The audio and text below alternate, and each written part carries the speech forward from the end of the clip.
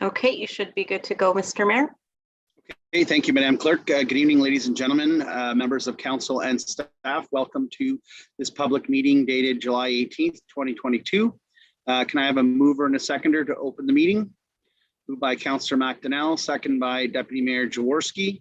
All those in favor of the motion? Motion is carried. Meeting is called to order. Approval of the agenda. Are there any additions, deletions, or amendments, Ms. Haley? No, there are none this evening. Thank you.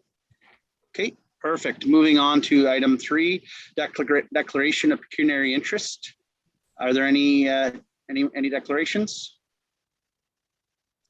Seeing none, we'll move on to item 4, new business. 4A, proposed zoning amendment, vacant land condo. I'll hand the floor over to you, Ms. Haley. Thank you very much. I'm just going to share my screen. One moment, please, here.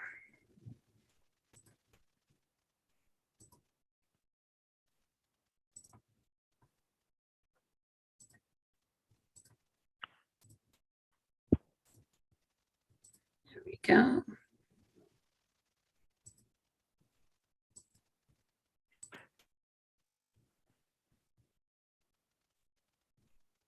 Okay, are you able to see my full screen? Yes, I am. Perfect, thank you. So good evening, everyone. Welcome to our public meeting this evening known as the Lumley Vacant Land Condominium and Zoning Bylaw Amendment. We have a few rules of engagement for this evening. For members of the public that are participating by Zoom or by phone, you will be permitted to speak to the respective application following my presentation. Prior to speaking, please state your name and address for the record. If you wish to make a comment, you can please use the raise hand function and the chair will call on you. Or if you've registered to participate in the meeting by phone, you will be asked if you would like to provide a comment on the applications after the applicable presentation. I'm now going to read to you required reading under the Ontario Planning Act. This is a public meeting under sections 51 and 34 of the Ontario Planning Act. 51 pertains to subdivision development and 34 pertains to zoning amendments. Any person may attend the public meeting and or make written or verbal representation either in support of or in opposition to the proposed zoning bylaw amendment and proposed plan of subdivision. If a person or public body does not make oral submissions at this public meeting or make written submissions to the Council of the Township of South Glengarry before the bylaw is decided upon, the person or public body is not entitled to appeal the decision of the Council of the Township of South Glengarry to the Ontario Land Tribunal. If a person or public body does not make oral submissions at this public meeting or make written submissions to the Council of the Township of South Glengarry or the United Counties before the bylaw is decided upon, the person or public body may not be added as a party to the hearing of an appeal before the Ontario Land Tribunal unless there are reasonable grounds to do so. So we're going to have 2 parts to our presentation this evening, Mr. Mayor. I'm going to start off with a brief introduction, and then I'm going to turn the presentation over to EVB Engineering, who's representing the developer this evening. So this public meeting again is for the Lumley Vacant Land Condo and Zoning Bylaw Amendment. This property is located at part of lots 8K and L, concession 1 front, in the former township of Charlottenburg, now in South Glengarry. It's located on the south side of County Road 2 in Lancaster and on the west side of the Raisin River. This is a key map of the subject property, and you can see that the property is framed by the St. Lawrence and the Raisin River to the east. So the purpose of the vacant land condominium is to create 9 condominium units and an associated common element. The common element will contain internal roadways and an open space for recreational purposes, which includes an existing. Haley, yes? I do apologize. Yes? I'm sorry. My screen was blocked with everyone's face on it.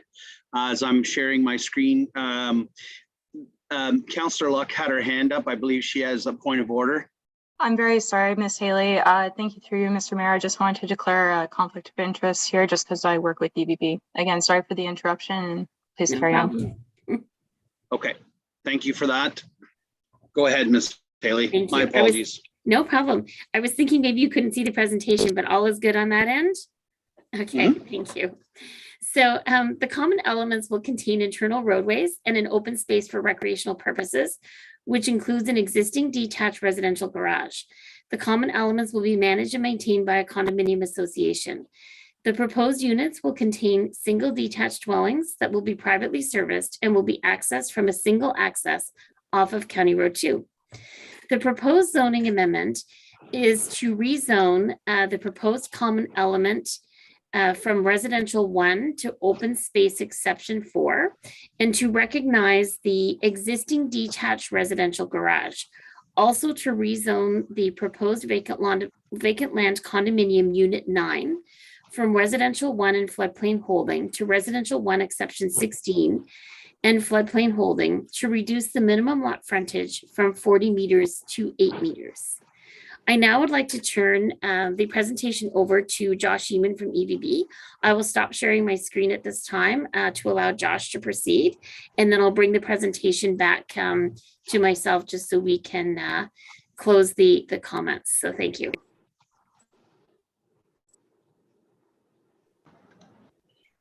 Yeah, thank you very much, Joanne, and thanks for the introduction. I'm going to just share my screen and just want to make sure this is my first time doing a PowerPoint, and let me know if there's successful here.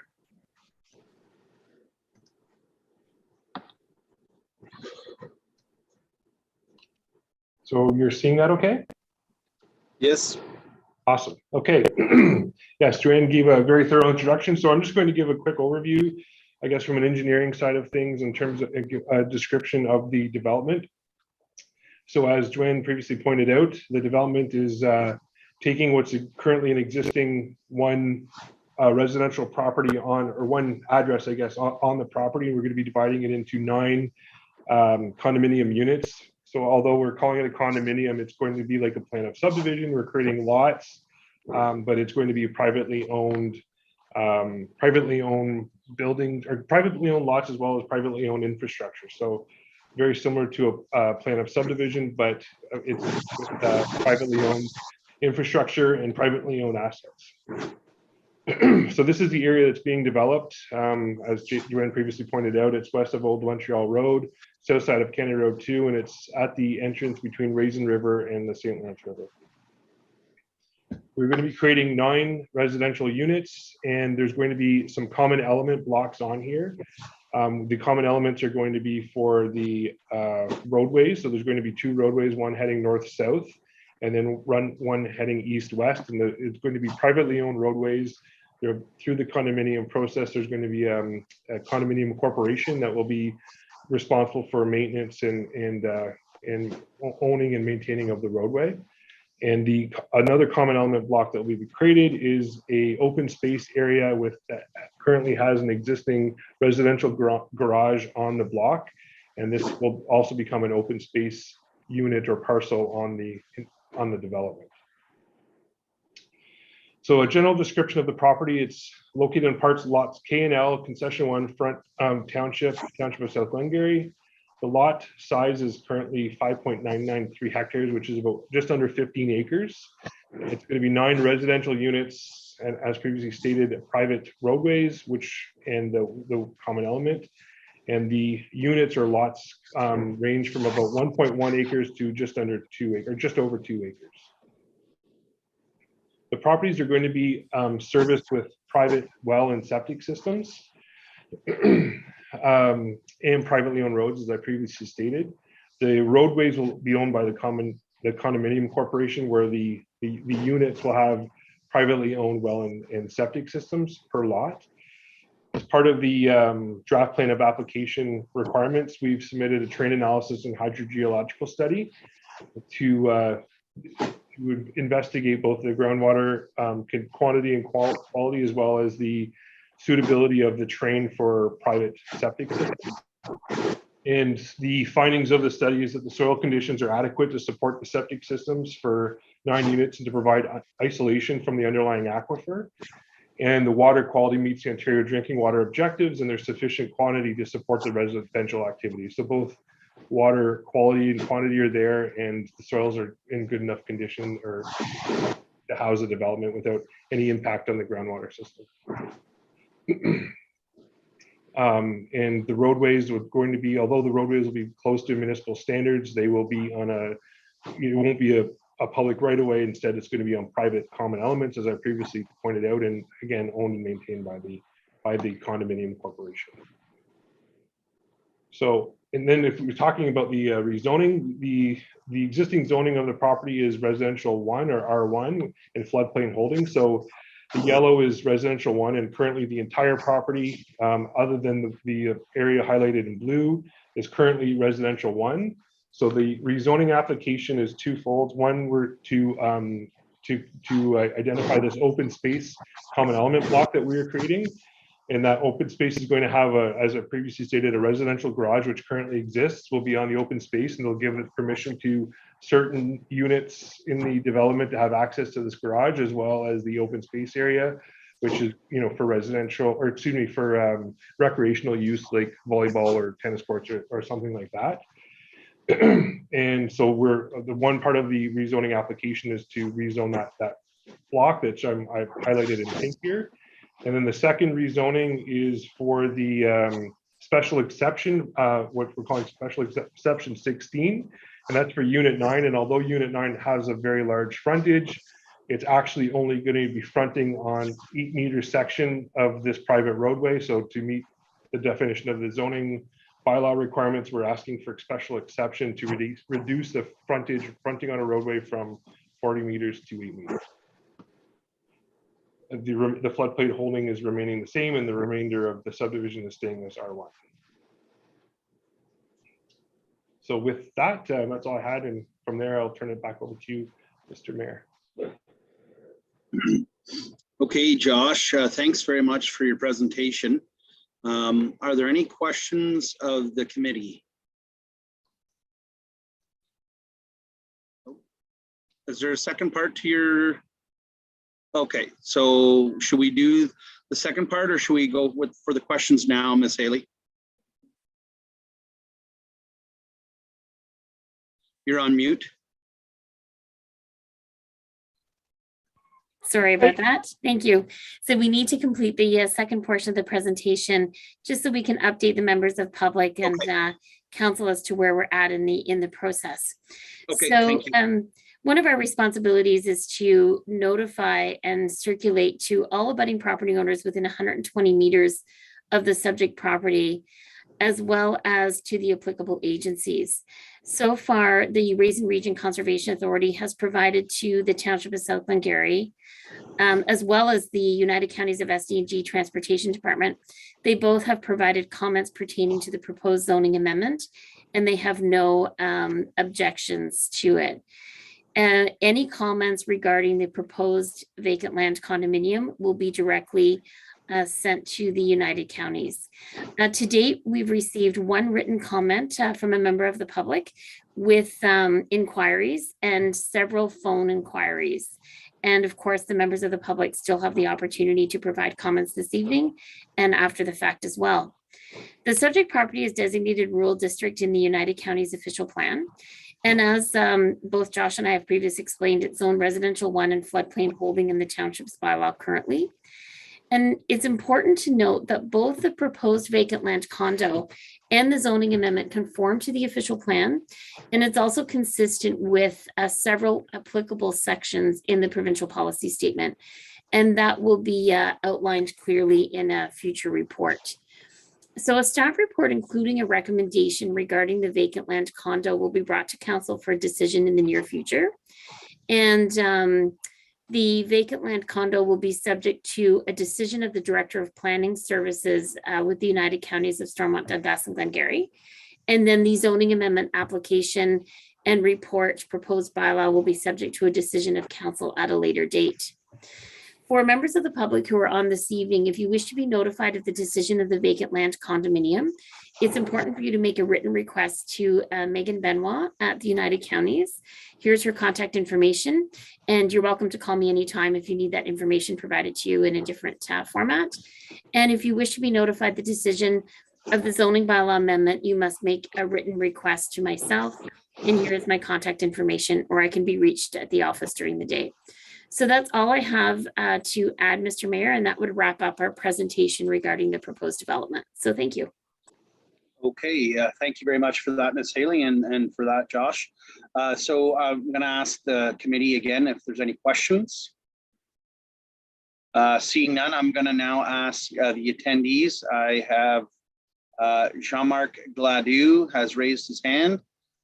Jean-Marc, I'm going to let you speak. Please state your name and your address for the record and go ahead with your question, sir. Can you hear me now? We can, yes. All right, good. Thank you. Thank you for having this presentation. So my name is Jean-Marc Gladue. My partner and I own the property across the west part of Mr. Lumley's land, so at 20295 County Road 2.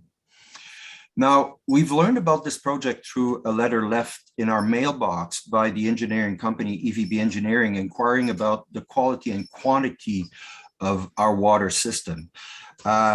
As good neighbors, we provided that information.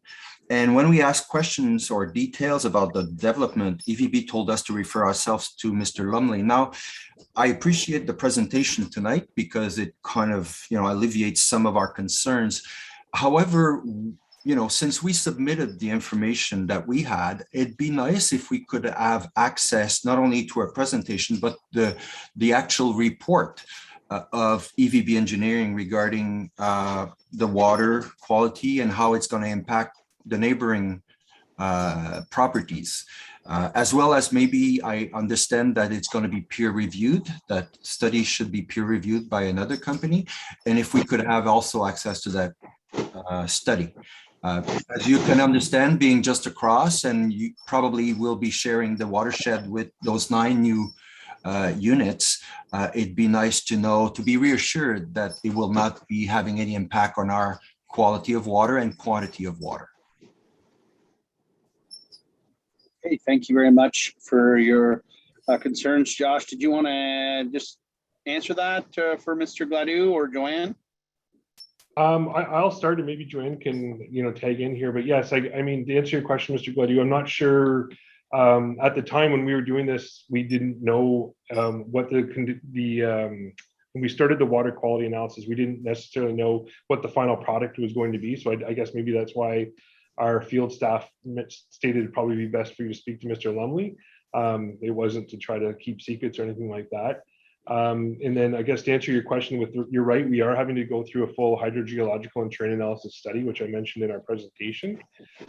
And both of those will be subject or have been submitted to the United Counties of SD&G as part of our draft plan application. They retain the South Nation Conservation Authority as who they're working under contract for the counties, and they have done the peer review of our application or of our reports.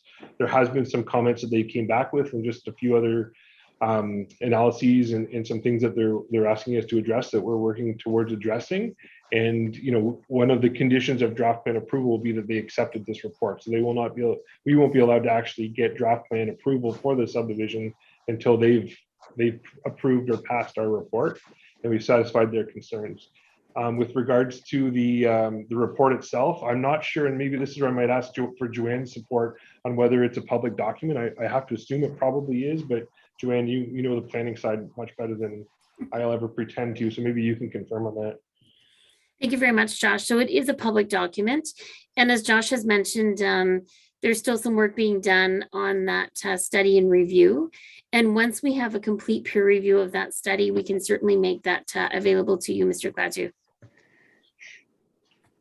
But I guess in summary, Mr. Gladue, our findings initially and what we're working to address is that there's ample water quantity there. Like there's a tremendous amount of water, which I guess you'd kind of expect considering the location and where it's adjacent to the rivers, and the water quality meets the Ontario drinking water objectives. And in the terrain analysis, we were able to achieve isolation, what they call from the underlying aquifer. So in other words, our septic systems they'll be fully isolated from the aquifer, and there'll be no impact on what we're doing with our I guess we'll call it surface discharge, or our septic system discharge will not be impacting the groundwater quality. Okay, great. Thank you very much for answering that, guys. Mr. Gladue, do you have any other questions before we move on? Yeah, if you don't mind, just maybe a quick comment. And I appreciate, and I will probably get in touch with Mrs. Ailey to get copies of those studies. One last thing, it's maybe more of a comment, just like Mr. Lumley, our property uses geothermics. So the importance of having a good quantity of water is important for us. So that's why we also want to make sure that having 9 more dwellings will not have an impact on the quantity. It's an expensive system that was installed in our house, so we want to make sure it will continue to function properly.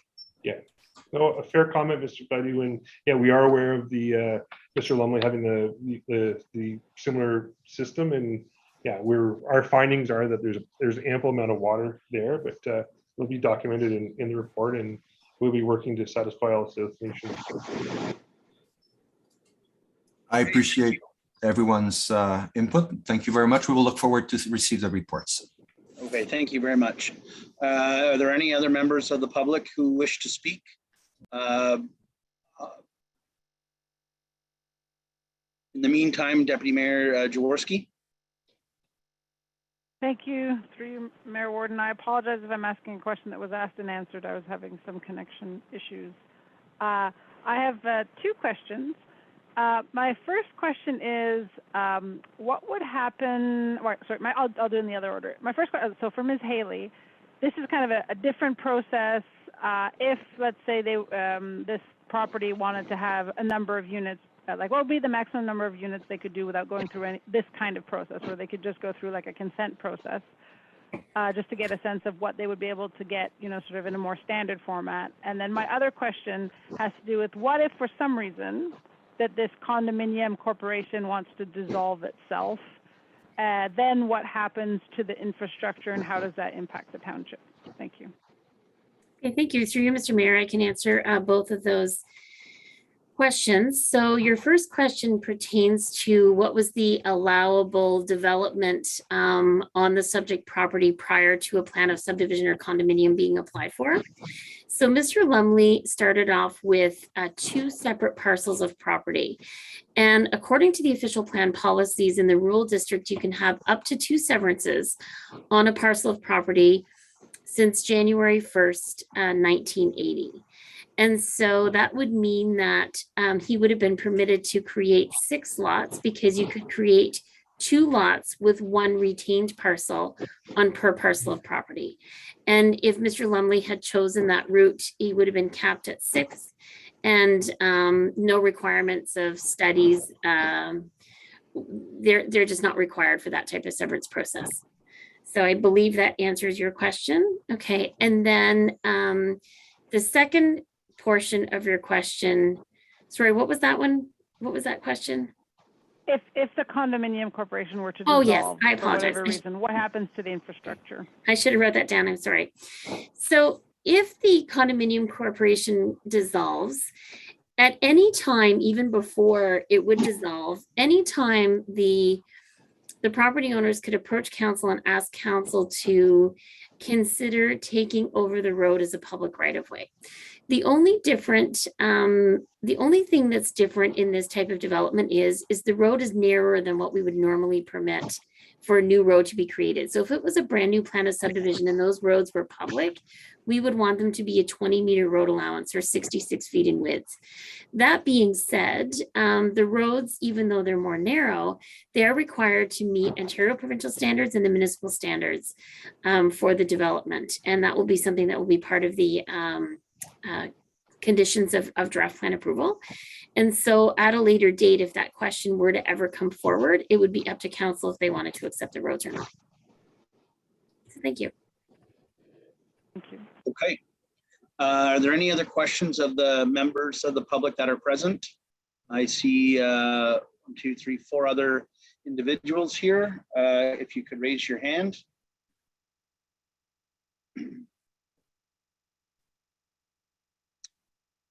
Okay, seeing none, thank you very much for attending this evening's public meeting. And I'll ask for a mover and a seconder to adjourn the meeting. Moved by Councillor McDonnell, second by Councillor Lang. All those in favor of the motion?